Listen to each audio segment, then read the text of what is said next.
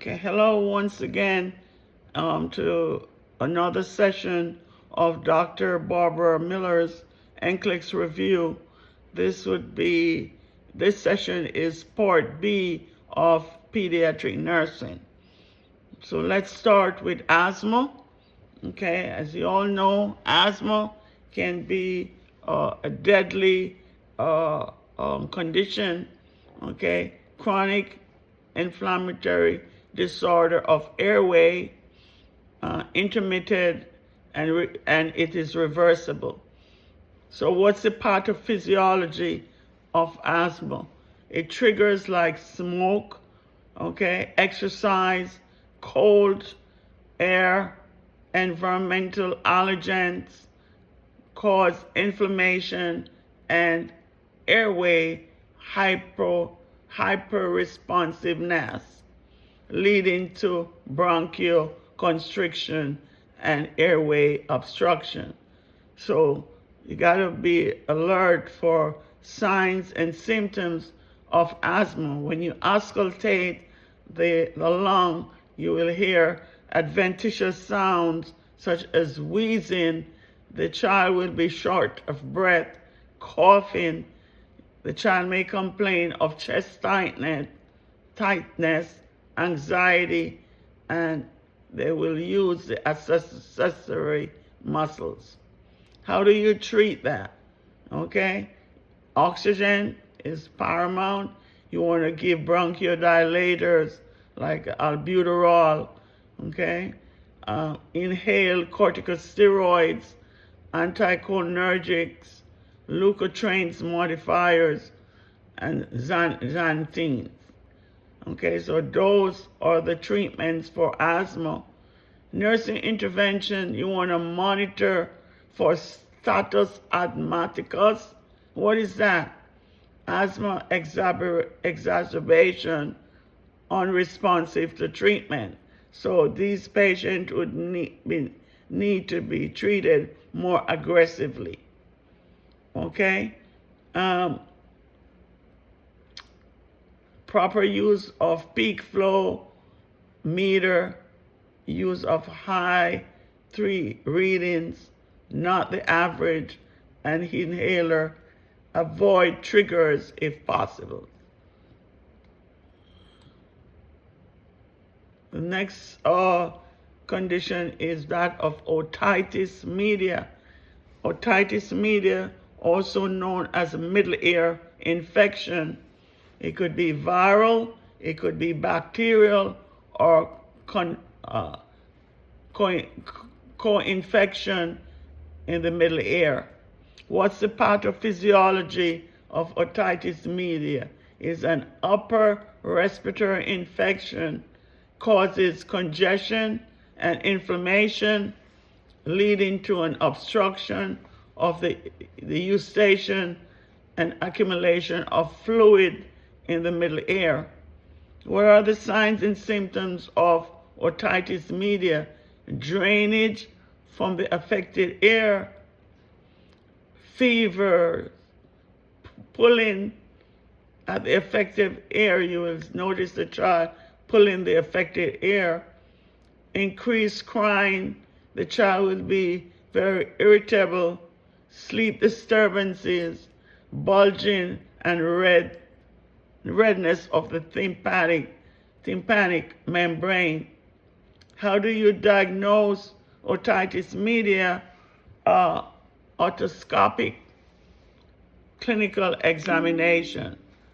How do you treat acetaminophen or non-steroidal anti-inflammatory drugs for pain, antibiotics such as amoxicillin, okay? And the solution is to do a myringotomy, okay? Myringotomy can be done at the bedside, okay?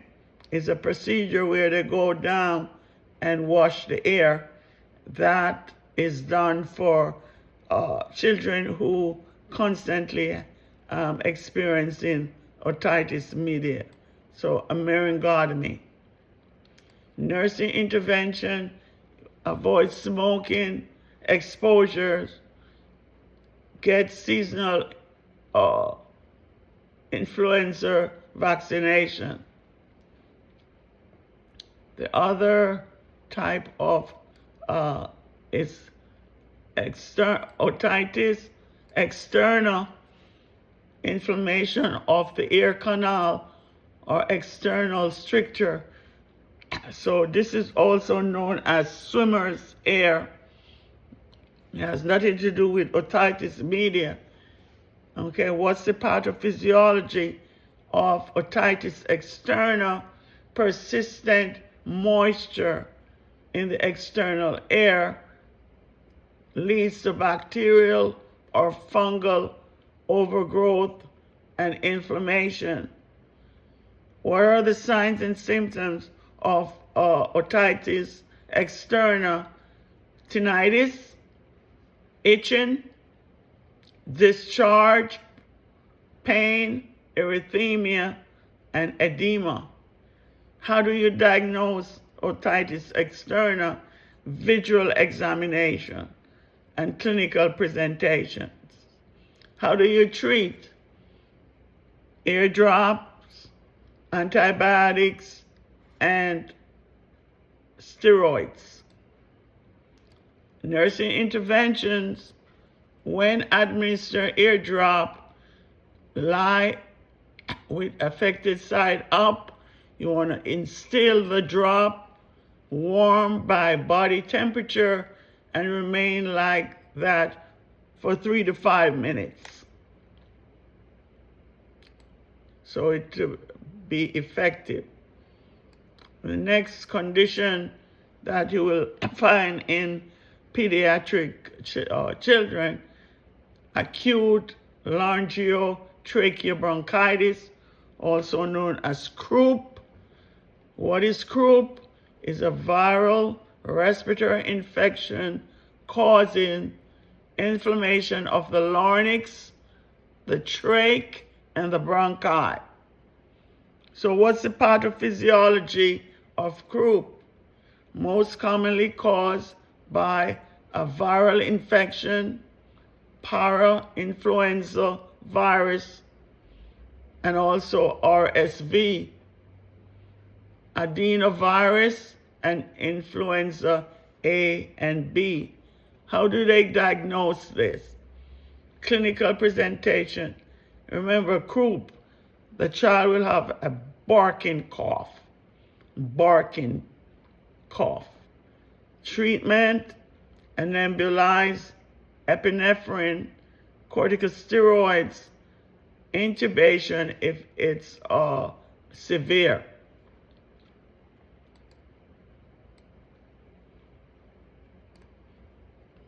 And intervention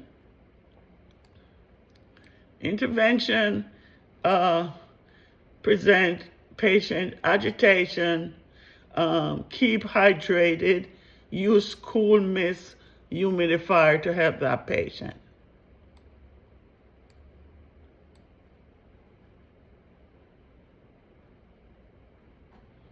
Next one is bronchiolitis. Inflammation of a small airways in the lung called the bronchioles. The pathophysiology of bronchiolitis most commonly caused by a viral infection, respiratory syncytial virus, okay, for lack of a better pronunciation, or RSV. It is spread via droplet. Remember that. Droplet causing the bronchioles inflammation and increased mucus production. What are the signs and symptoms of bronchiolitis? Fevers, sneezing, coughing, wheezing, deep breathing, and prolonged expiration. How do they diagnose bronchiolitis? Nasal swab, rapid antigen tests. How do they treat this? Supportive care is paramount. Mechanical ventilation and antiviral for severe cases.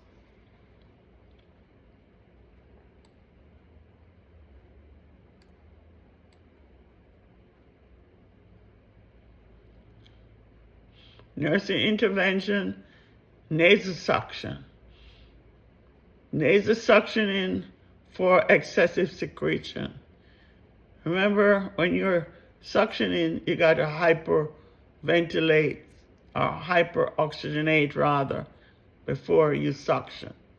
Hydration, rest, oxygen, and droplet precautions.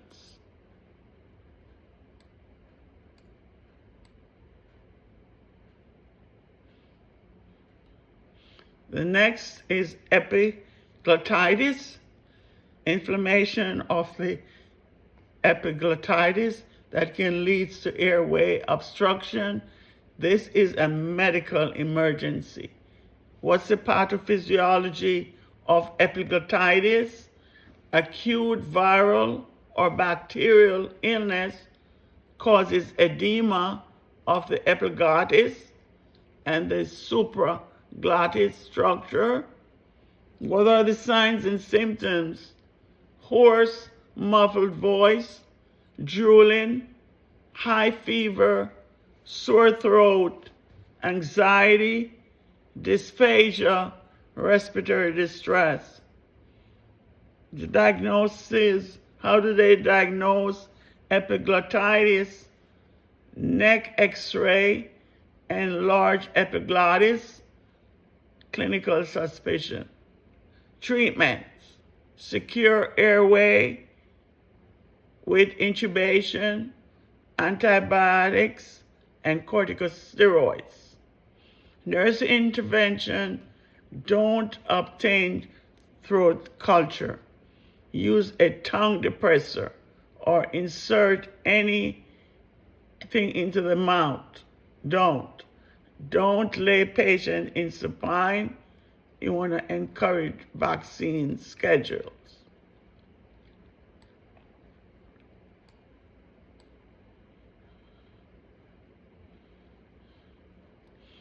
Let's talk about pertussis. Pertussis, also known as whooping cough, is highly contagious. Patient needs to be in a single room. Droplet precaution, respiratory droplet precaution. The pathophysiology of pertussis, whooping cough, inflammation caused by Bordetella pertussis, Bordetella, pertussis, bacteria adhering to the cells in the respiratory tract. What are the signs and symptoms?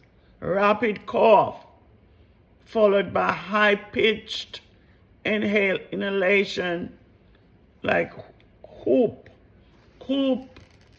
sound, vomiting, cyanosis, low fever. How do they diagnose whooping cough? Nasopharyngeal swab. How do they treat it?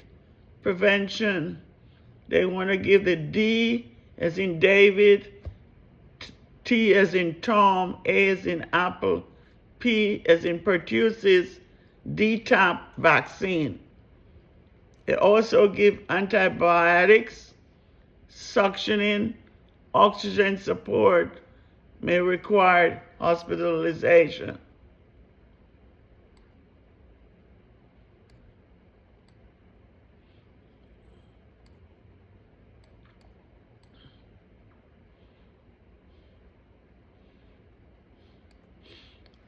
Nursing interventions, droplet precaution.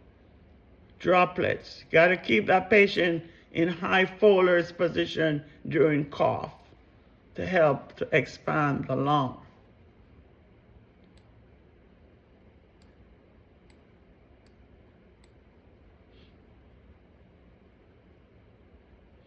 The next condition is pneumonia, infection of the lung. What's the pathophysiology of pneumonia? It could be fungal, Could be bacterial or viral infection or aspiration of a foreign substance cause the alveoli to fill up with fluid or pus. What are the signs and symptoms of pneumonia? Cough, abnormal lung sounds, chest pain, fevers, respiratory distress, cyanosis, fatigue. How do they diagnose? Increase in the white blood cells, decrease in the O2 sat, sputum culture, and also chest x-ray will show filtration. Treatment: antibiotics, antifungals, antivirals. It's all depending on the cause and fluid. The next treatment is influenza.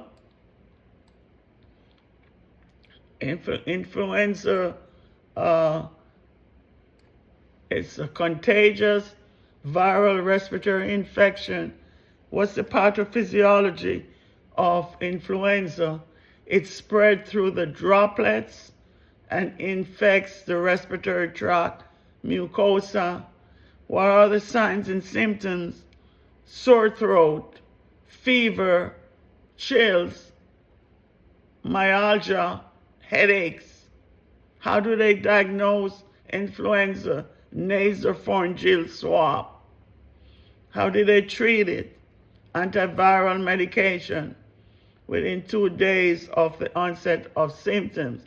Lots of fluid, acetaminophen or ibuprofen for fever, no aspirin due to the risk of Reye syndrome.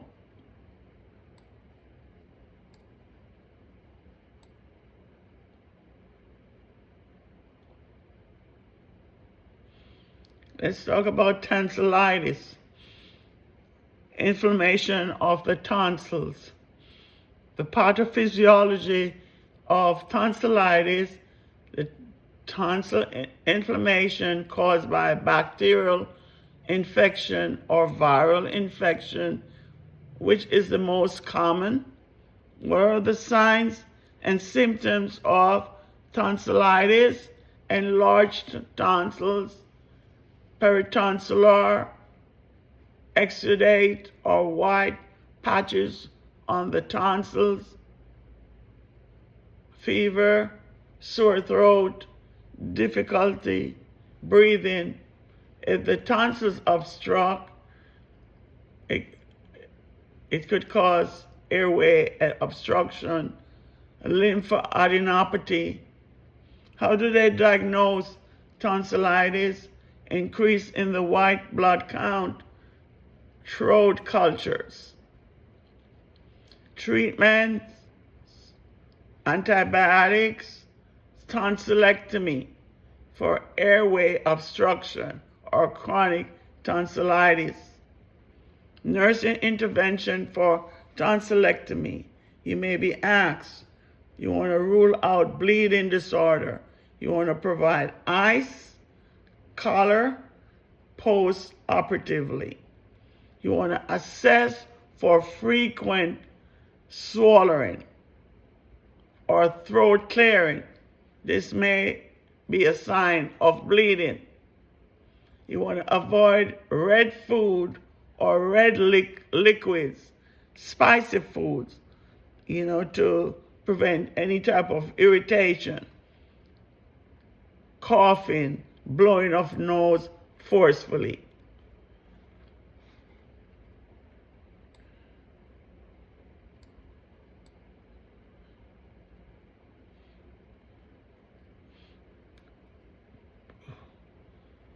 Let's talk about sudden infant death syndrome, also known as SIDS, that can impact negatively on many families.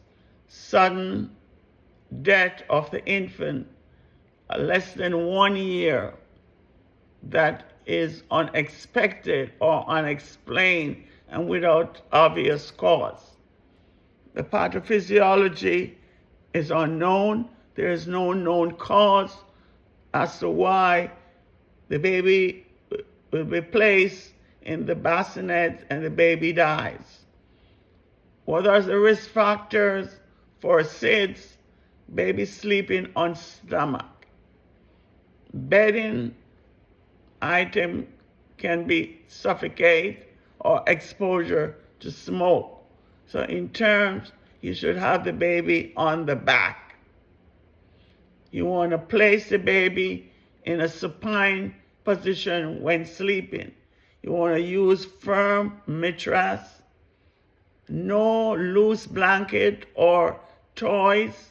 You want to encourage pacifier use, prevent overheating during sleep, encourage breastfeeding, don't smoke, prenatal care, health checkups, and immunization after birth is paramount.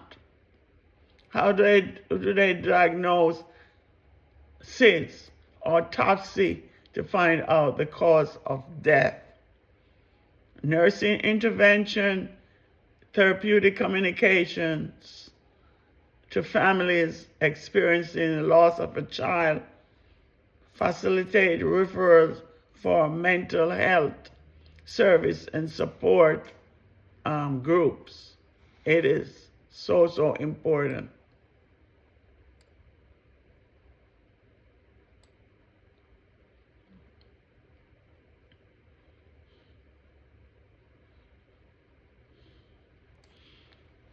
Okay, thank you for another session of pediatric nursing. Please like, share, subscribe, and comment on each videos. Thank you. I will see you again in another session. Thanks.